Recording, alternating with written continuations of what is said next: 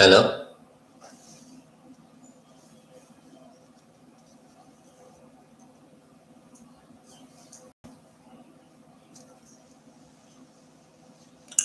hello everyone.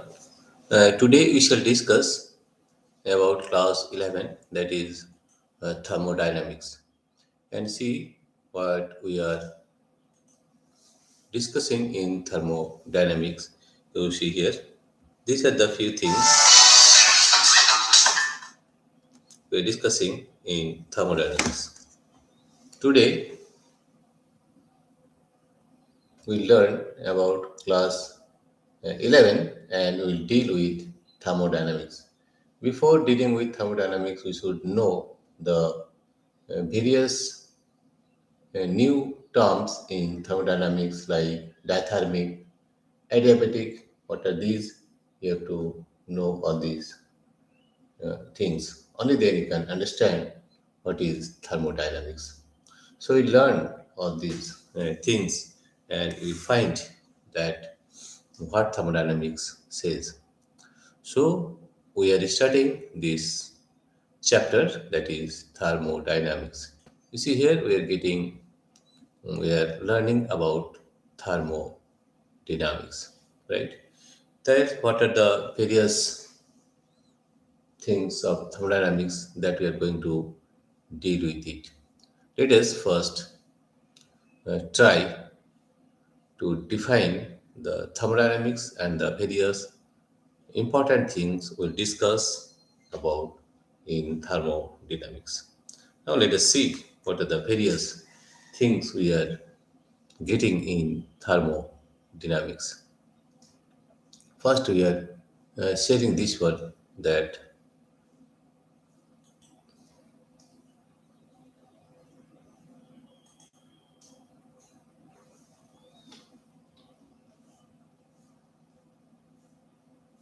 we'll learn about the thermodynamics process and everything what we want. The first important thing that we are going to discuss is this one, that is this one, the two phases of energy. From motion into warmth,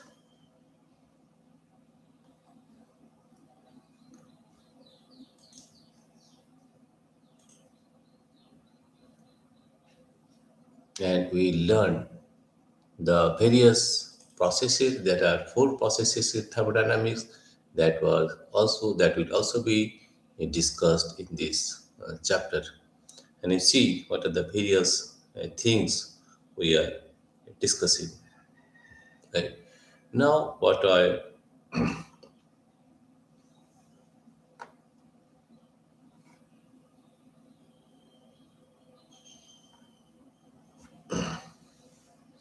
now you see, these are the various chapters we are going to deal with it, right? Now again I'm going to come to the first thing, that is this one, the two phases of energy. From motion into warmth, and from warmth back into motion. This is the world of thermodynamics. From motion into warmth, and from warmth back into motion. This is the world of thermodynamics. Now there is a definition of thermodynamics here. You can see here that see here that thermodynamics is a branch of physics that governs thermal energy. It explains how work is converted into heat, rubbing your palms together, and crucially, how heat can be harnessed to perform work powering a steam engine. Right? So, these are the two phases of energy. In the next phase, we'll learn the science of the whole, not the parts. Thermodynamics is a macroscopic science. It describes the state of a bulk system using a few measurable variables rather than tracking billions of individual molecules. Mechanics is concerned with the motion of the system as a whole. When a bullet is fired from a gun, its mechanical state, its kinetic energy changes. Thermodynamics is concerned with the internal macroscopic state of the body. When the bullet stops in wood, its kinetic energy converts to heat, changing its thermodynamic state, that is, its temperature. In this way, we can say the state of a gas in thermodynamics is specified by macroscopic variables like pressure, volume, temperature, and mass. Defining our terms, system and equilibrium, we should know about the system and equilibrium to learn about thermodynamics. So we learn all these things once again. Now you find that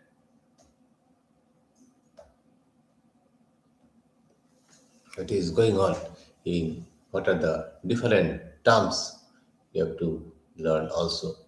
These are the terms. Thermodynamic system. A specific quantity of matter we are studying, that is a gas inside a container. Equilibrium state is state where the macroscopic variables pressure, volume, temperature are stable and do not change over time. You see, this is A and B. This is adiabatic wall. Adiabatic wall means that this wall doesn't allow heat to pass through them. This is A and B. This is diathermic wall. This is conducting. That means this wall can allow heat to pass through them. An adiabatic wall prevents flow of heat. System A and B can have different properties and will not change. A diathermic wall allows heat to flow. The system's properties will change until they reach thermal equilibrium with each other. The zeroth law of thermodynamics is very much important to know this one. Two systems in thermal equilibrium with a third system separately are in thermal equilibrium with each other. Here you see that this is adiabatic wall or insulating. This is diathermic wall. This is also conducting. Diathermic means conducting. Here you see that this one, we can understand that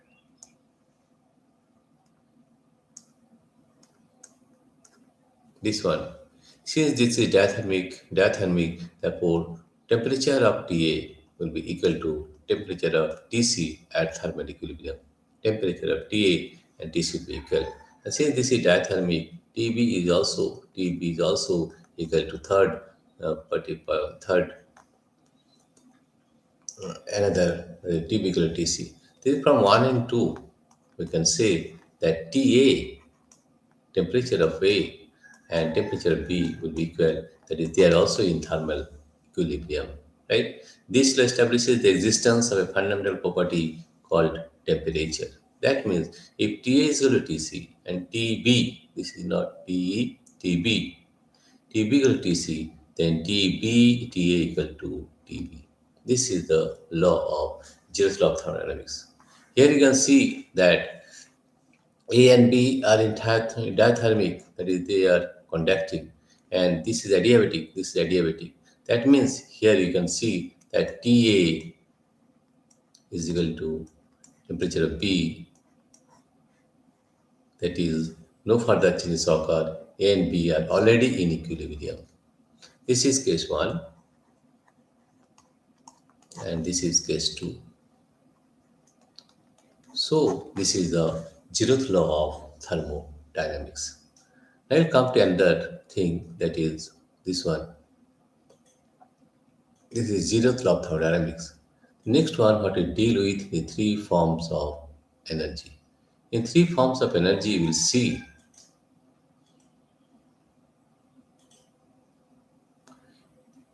in three forms of energy, that three forms of energy exchange. Internal energy. This is very much important to know about thermodynamics. The sum of all kinetic and potential energies of the molecules within a system. It is a state variable. Heat, Q. Heat transferred due to a temperature change, due to a temperature difference between the system and its surrounding. It is energy in transit. Work, energy transferred by mechanical means, that is a piston moving, it is also energy in transit.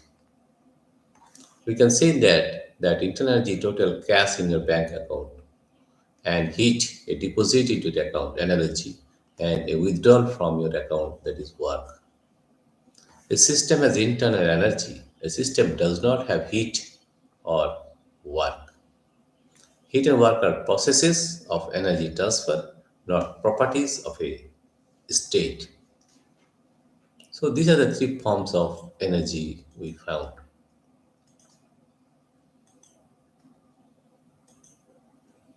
Destination matters, but so does the journey. A change in a state variable like internal energy del U depends only on the initial and final states. However, the heat del Q and del W transfer depend on the specific path taken between those states. The state 1 P1 P1, state 2 P2 P2, and del U is the same path A, del QA, del WA.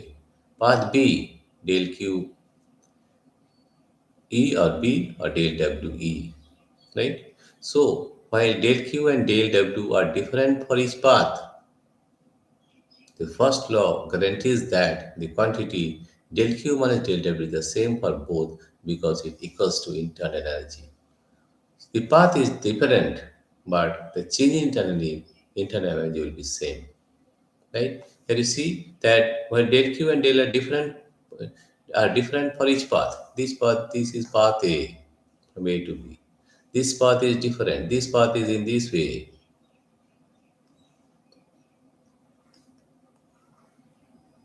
right? Del Q, del W. But the change in internal energy is always same, right?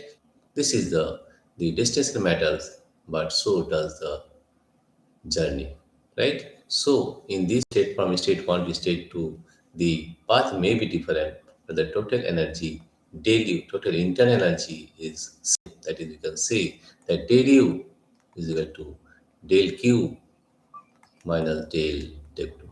This is always same. Path may be different. This is what it says, right? In this way, you can say the different things, right? Now we'll find another thing that is this one, right? Now you see there are other factors also. Four fundamental thermodynamic processes. Four fundamental thermodynamic processes.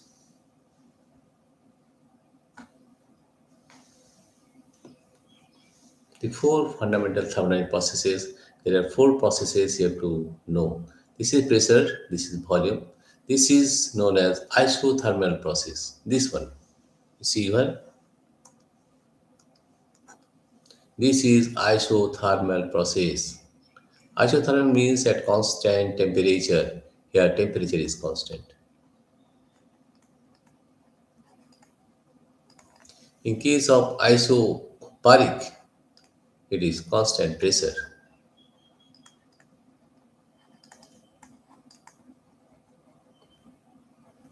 This is isobaric. Isochoric at constant volume. At constant volume. Constant volume. This is isochoric. And adiabatic, that is, in case of adiabatic, no heat exchange. Del Q is equal to 0. These are the four processes you'll find here, the four fundamental thermodynamic processes. Number one is isothermal. Temperature is constant, del T is equal to 0. For ideal gas, del U equal to 0, so heat absorbed equal to heat work done, that is Q equal to W. It is from first law. And adiabatic, no heat is exchanged. So we are getting work done is equal to the change in internal energy, del W, and that is del W equal to minus del U. Del W equal to minus del U.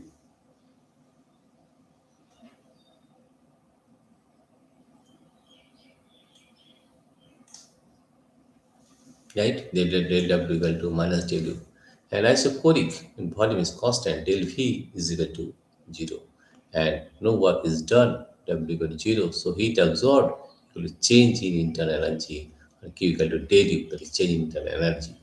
Isobaric and pressure is constant, del P is equal to 0. Heat absorbed goes into both the internal energy and work, that is Q equal to del U plus P del V. P del V is the work done, right? P del V is the work done. In this way, we can define all these things, that is the four fundamental thermodynamic processes.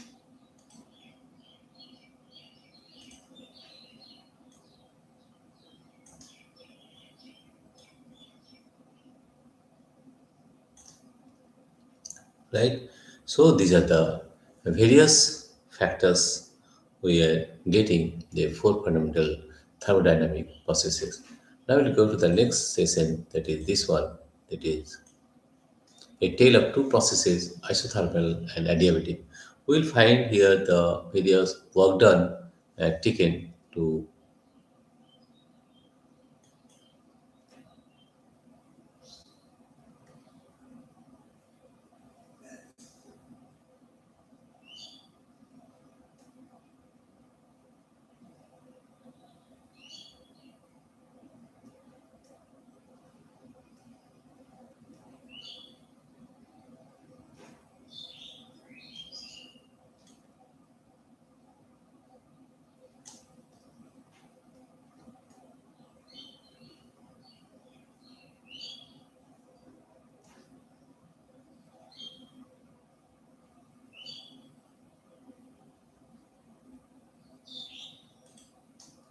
Now, a tale of two processes, isothermal versus adiabatic. In this here, you see that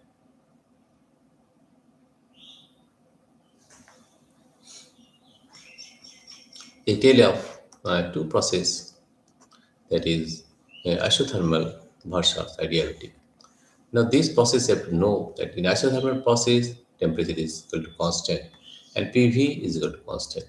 Physical meaning the system expands slowly, absorbing heat from a reservoir to maintain a constant temperature at it does work. So W work done equal to W equal to mu R T ln V2 by V1. This formula you could learn about work. And in adiabatic process, Q equal to 0, Pv to the power gamma equal to constant, where gamma equal to Cp by Cp. The physical meaning, the system is perfectly insulated. As it expands and does work, its internal energy decreases, causing its temperature to drop. And that work done can be written as P1 V1 minus P2 V2 by gamma minus 1. This is the work done in case of adiabatic process. And if you know all these processes, this is adiabatic processes. So these are the various important things you should know about it.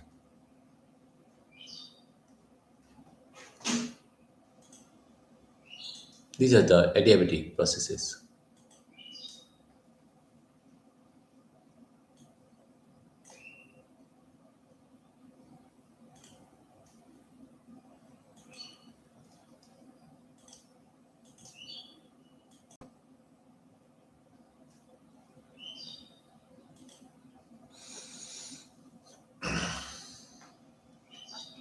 So in isothermal process, work done W equal to mu R ln V2 by V1, and in adiabatic process, work done W equal to P1 V1 minus P2 V2 by gamma minus 1. Right? These are the things you have to learn. Right?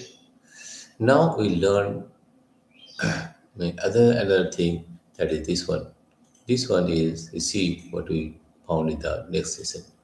The second law, energy has a direction. The first law allows for many processes that we never observe in reality. The second law provides the additional principle that forbids them, establishing a fundamental direction for energy transfer. There is a book on a table will never spontaneously leap into the air by drawing heat from the table, even though this would conserve energy. The second law forbids it. Now there are two statements. One is Kelvin-Planck statement, and another one is a Clausius statement. In Kelvin-Planck statement, you will find that no process is possible whose sole result is the absorption of heat from a reservoir and the complete conversion of the heat into work. You cannot have a 100% efficient engine. Process statement says that no process is possible whose sole result is the transfer of heat from a colder object to a hotter object. Heat doesn't flow uphill on its own. These are the uh, view difference. This is the second law, right? I will find that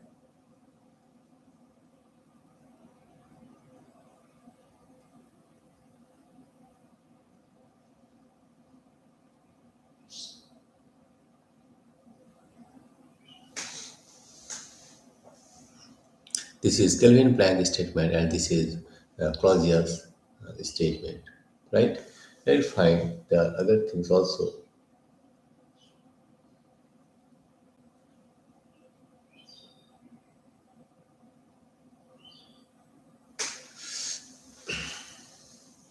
This is Kelvin Planck statement and this is Clausius statement.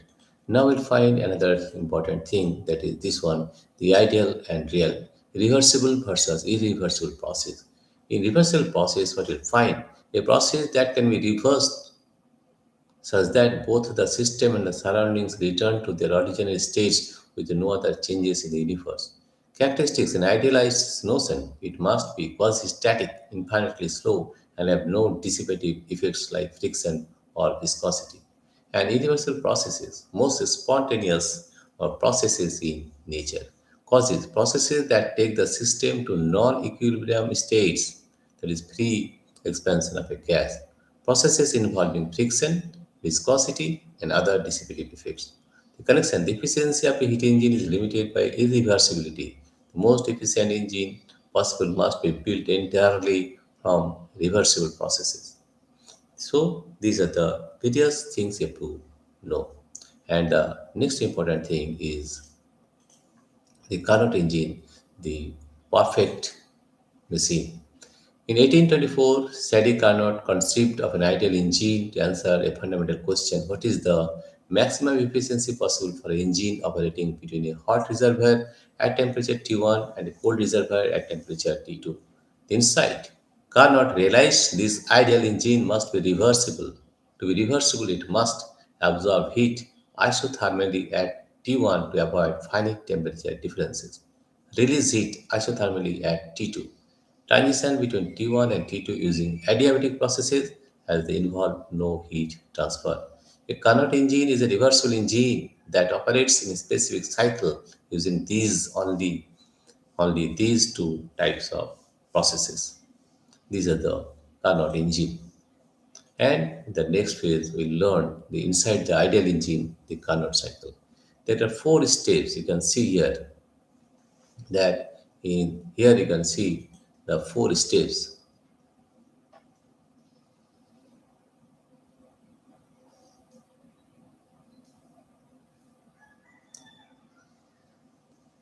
The four steps you can see here, this one, you see that this is a four step. Inside the ideal engine, the Carnot cycle. Step one is the isothermal expansion. This is isothermal expansion. The gas expands at constant temperature T1, absorbing heat Q1 from the hot reservoir and doing work. This is the first one. Second step is adiabatic expansion. This is adiabatic expansion. The gas is insulated and expands further. It does work, causing its temperature to drop from T1 to T2 temperature. Step 3, isothermal compression. This is isothermal compression. The gas is compressed at constant temperature T2, releasing heat Q2 to the cold reservoir. Work is done on the gas. Number 4 is adiabatic compression. This is again the adiabatic compression. The gas is insulated and compressed further. No work done on the gas increases its temperature from T2 back to T1, right? In one cycle, a net amount of work is W is equal to Q1, and Q1 minus Q2 is done. This is the Carnot cycle, right? Now we learn the next phase, that is this one. The ultimate limit of efficiency, that is, efficiency is the definition. Eta is equal to net work done by heat input. Net work done is W by Q1, or you can say Q1 minus Q2 is the W divided by Q1, 1 minus Q2 by Q1. Carnot's theorem. No engine working between two temperatures T1 and T2 can be more efficient than a Carnot engine. The efficiency of the Carnot engine is independent of the working substance. It is universal law. And eta is equal to 1 minus T2 by T1. Temperatures T1 and T2 must be in an absolute scale or Kelvin. right? These are the few important things in thermodynamics. The laws of physics are the final engineer. You can see integral 1 minus T2 by T1. This is the hot reservoir T1, this is the cold reservoir T2. The maximum possible efficiency of any heat engine is not determined by clever engineering but by the fundamental laws of nature. It depends only on the temperature difference between the heat source and cold sink. To achieve 100% efficiency, the cold reservoir T2 would need to be at absolute zero Kelvin, which is physically impossible. The greater the difference, temperature difference between the hot source and the cold sink, the higher the maximum possible efficiency. The Carnot cycle defines the boundary between the possible and the impossible in our quest to turn heat into work. These are a few of the important things in thermodynamics. Dear friends, if you like this video, please subscribe, like, and share. Thank you, everybody, for watching this video. Thank you.